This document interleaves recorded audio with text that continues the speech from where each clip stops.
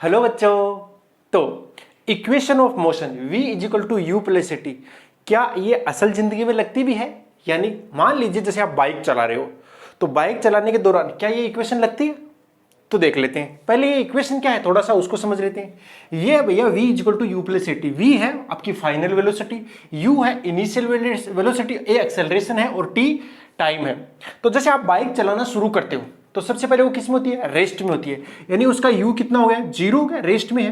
फिर उसके ऊपर कौन फोर्स लगाता है? इंजन फोर्स लगाता है, टायर को रोटेट करता है, नीचे से फ्रिक्शन लगता है बेसिकली, और अगर उस फ्रिक्शन की वजह से वो आगे बढ़ती है, ये काम होता है। चलो, तो इसका मतलब एक्सेलरेशन उसके पास आएगा, और वो एक्सेलरेशन अभी के लिए मान लेता हूं कितना आ गया आपका 5 मीटर पर सेकंड आता है। कितना आता है? 5 मीटर पर सेकंड स्क्वायर आता है, ये एक्सेलरेशन आ गया, ठीक है ना। तो अगर मैं पूछूं t बराबर 1 सेकंड के ऊपर आपका वेलोसिटी कितना आया, तो वो आ जाएगा v इक्वल टू, ये तो 0 हो गया, उसके अंदर रख देना 5 इंटू में 1, कितना आया? 5 मीटर पर सेकंड। अगर वो बोलो t इक्वल टू 2 रख देना, तो कितना है? v equal to 10 metre per second. ऐसा वास्तव में होता भी है। जैसे ही आप बाइक चलाते हो और उसको एक्सेलरेट करते हो तो 0 होता है, 0 के बाद में वो सुइया जो होता है ना स्पीडोमीटर का, उसके अंदर वो दिखाता भी है 0 है, 5 आया, 10 आया। वैसे वो किलोमीटर पर आवर के अंदर होता है, मैं अभी यहाँ पे मीटर पर सेकंड वाला यूज कर रहा हूँ, ठीक है ना। हाँ, 5, 10, 12 ऐसे आता रहता है। बिल्कुल सर, आता तो है। थोड़ा सा और आगे चलते हैं, t equal to 3 second. 3 second के ऊपर आपका वेलोसिटी कितना हो जाएगा? 15 metre per second. t equal to 4 second, तो 4 सेकंड के ऊपर कितना हो जाएगा? बोलो 20 हो जाएगा। अच्छा, इसका मतलब वो सर मैं 10 सेकंड पे निकालूंगा तो 10 सेकंड पे 50 आएगा, और 20 सेकंड पे निकाल दूंगा तो 100 आ जाएगा, और 20 सेकंड पे निकालूंगा तो कितना आएगा? 100 मीटर पर सेकंड आना चाहिए। उसके अलावा अगर मैं बोलूं t इक्वल टू अगर 60 सेकंड पे निकालना है तो v इक्वल टू आना चाहिए 300 मीटर पर सेकंड, ये आना चाहिए। बट क्या ये एक्चुअल में आ पाता है क्या? देखो यहां तक तो लग रहा था ये आ रहा है, बट आगे जाते जाते नहीं आ रहा होता है। कुल मिला के आप एक्सेलरेट प्रेस करते हो ऐसे, तो उसकी स्पीड बढ़ती है, लेकिन फिर धीरे धीरे क्या होती है? आप दबा के तो रखते हो, उसे दबा के तो रखते हो, परंतु फिर स्पीड बढ़ना बंद हो जाती है, बढ़ती नहीं है। यानी जैसे आपका 80 किलोमीटर पर आ रहा है, मैक्सिमम इतना ही देता है ना, बाइक की मान लेते हो, या जनरली इतना होता है, ठीक है ना। तो 0 से गया आपने 80 तक तो चढ़ा दिया उसको, फिर 80 के बाद नहीं जा रहा, 80 के बाद नहीं जा रहा, इसका मतलब क्या हुआ? इसका मतलब ये हो सकता है कि उसके ऊपर जो ये a की वैल्यू है वो 0 हो गई। बट a की वैल्यू 0 ऐसे कैसे हो गई? a की वैल्यू 0 ऐसे कैसे होगी? क्योंकि हम एक्सेलरेट दबा के रख रहे हैं, हमारा पेट्रोल जल रहा है, इंजन फोर्स लगातार लगा रहा है, इंजन फोर्स लगा रहा है उसके ऊपर, इंजन फोर्स लगा रहा है, और फोर्स लगा रहा है तो उसके पास एक्सेलरेशन आना चाहिए था, बट एक्सेलरेशन नहीं आया, क्योंकि 80 के बाद जाके कांस्टेंट हो गया। और अगर वेलोसिटी कांस्टेंट हो जाती है, इसका मतलब होता है कि एक्सेलरेशन क्या हो जाएगा भैया? 0। उसके बाद में वेलोसिटी बढ़ना ही बंद हो जाती है। स्टार्टिंग में काम कर रहा था बढ़िया तरीके से, हमें लग रहा था कि काम कर जाएगा ये इक्वेशन, लेकिन आगे जाके फेल हो गया, अच्छा, बट अपना इंजन अभी भी फोर्स लगा रहा है। देखो पेट्रोल जल रहा है, तो एक बार ऐसे होता ना कि अपन 80 की स्पीड गेन कर लेते, फिर क्या करते? बंद कर दो पूरा सिस्टम, चाबी भी निकाल दो, पेट्रोल जलना बंद हो जाएगा, फिर 80 से चलते रहो। लेकिन एक चीज है जो इसको कांस्टेंट, यानी एक्सेलरेशन इसका 0 हो जाएगा, यानी इसका एक्सेलरेशन 0 तो वेलोसिटी कांस्टेंट, सीधी सी यही बात हुई। अब इंजन फोर्स लगा रहा है आगे की ओर, पक्की बात है कोई ना कोई और फोर्स होगा जो पीछे की ओर लगा रहा है, और उसका नाम है एयर फ्रिक्शन। आपको पहले से पता होगा, मैं कुछ और नई बातें बताऊंगा। एयर फ्रिक्शन लग रहा होगा, तो यानी आपकी बाइक जो है, आप आगे की ओर जा रहे होंगे ऐसे मस्त तरीके से। मेरे से बनेगी तो अच्छी नहीं, बट ट्राई करते हैं कि अच्छी बन जाए। क्या बनी है? घटिया सी बाइक बनी है। इसके ऊपर आप बैठ कैसे चला रहे हो उसको, तो ये इधर जा रहा है। v क्या हो चुका आपका? कांस्टेंट। इसका मतलब जो फोर्स इंजन ने लगाया, किसने लगाया भैया? इंजन ने लगाया, उतना का उतना पीछे की तरफ किसने लगा दिया? हवा ने लगा दिया।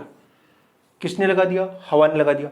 तो आगे की तरफ इंजन लगाया, पीछे की तरफ हवा ने, तो दोनों के फोर्स अगर इक्वल हो गए तो नेट फोर्स क्या हो गया? 0। नेट फोर्स 0 मतलब एक्सेलरेशन भी 0। अगर एक्सेलरेशन 0 तो वेलोसिटी में कोई चेंज नहीं आएगा, तभी वो 80 से चलती रहती है। यानी आपको वो एक्सेलरेशन दबा के रखना पड़ेगा, इंजन को उतना फोर्स लगा के रखना पड़ेगा। यानी उस समय इंजन कितना फोर्स लगा रहा होगा? हवा के फ्रिक्शन के बराबर। इतनी बात समझ आती है ना। लेकिन अगर ये हवा का फ्रिक्शन लग रहा है तो जब बाइक खड़ी थी, जब u इक्वल टू 0 था, तब भी तो लग रहा था, तब भी तो लग ही रहा था ना। हाँ, तब तो ये पीछे नहीं गई, अपने आप पीछे चली जानी चाहिए थी कि हवा का फ्रिक्शन लग रहा है भैया। लेकिन ये खास बात है हवा के फ्रिक्शन की, वो तभी लगता है जब किसी पार्टिकल के पास में वेलोसिटी होती है। जो ये एयर फ्रिक्शन है ना, ये प्रोपोर्शनल होता है किसके, वेलोसिटी के। और जैसे जैसे वेलोसिटी बढ़ेगी, स्टार्टिंग में वेलोसिटी कम है, एयर फ्रिक्शन ना के बराबर लगेगा, ठीक है ना। लेकिन जैसे जैसे वेलोसिटी बढ़ेगी तो आपका एयर फ्रिक्शन बढ़ता जाएगा और बढ़ते बढ़ते बढ़ते इंजन के फोर्स के इक्वल आ जाएगा। और उस समय जो इसकी वेलोसिटी होगी उसी को अपन क्या बोलेंगे, टर्मिनल वेलोसिटी बोलते हैं। जैसे आसमान में से कोई बूंद है, वो नीचे गिर रही है, तो उसकी वेलोसिटी बढ़ते बढ़ते बढ़ते बहुत ज्यादा हो जानी चाहिए थी, परंतु नहीं होती है, वो कांस्टेंट वेलोसिटी गेन कर लेती है, उसी को टर्मिनल वेलोसिटी बोलते हैं। जितना उसके ऊपर mg नीचे की ओर फोर्स लग रहा है, उतना ही उसके ऊपर हवा का फ्रिक्शन लग जाता है। वो बैलेंस, नेट फोर्स क्या होता है, 0, फिर वो टर्मिनल वेलोसिटी से आती है, कॉन्स्टेंट वेलोसिटी से आती है और धीरे धीरे आती है, तो हवा का फ्रिक्शन वहां काम कर गया। तो अब कोई बच्चा से सोच रहा होगा, सर अगर मैं, ये हवा है, ऐसा है कि इसके अंदर हवा तो है, वो तो बात समझ आ रही, लेकिन अगर मैं ये हवा हटा देता तो फिर क्या हवा का फ्रिक्शन लगता, नहीं लगता। बात समझ आ रही ना। जैसे ही मैं हवा को हटा दूं तो हवा का फ्रिक्शन लगना बंद हो जाएगा, हवा का फ्रिक्शन लगना बंद हो जाएगा, फिर तो सर ये वेलोसिटी गेन कर लेगा, पक्की बात है बेटा, गेन कर लेगा। हवा को हटा दो तो ये वेलोसिटी गेन कर ही लेगा। और इसी कंसेप्ट पे बेस्ड है क्या, हाइपरलूप। जो ट्रेन्स होती है ना बेटा हाइपरलूप वाली, वो आप इंटरनेट पे सर्च करोगे आपको सब कुछ मिल जाएगा, बट मैं बता देता हूं हाइपरलूप ट्रेन्स के बारे में। क्या होता है बेटा, एक ऐसे ग्लास का सा बनाया जाएगा, कॉरिडोर कह सकते हैं उसे, है ना, पाइप कह सकते हैं, ट्यूब कह सकते हैं, बेसिकली ट्यूब बनाई जाएगी और उसके अंदर हवा को बाहर निकाल दिया जाएगा।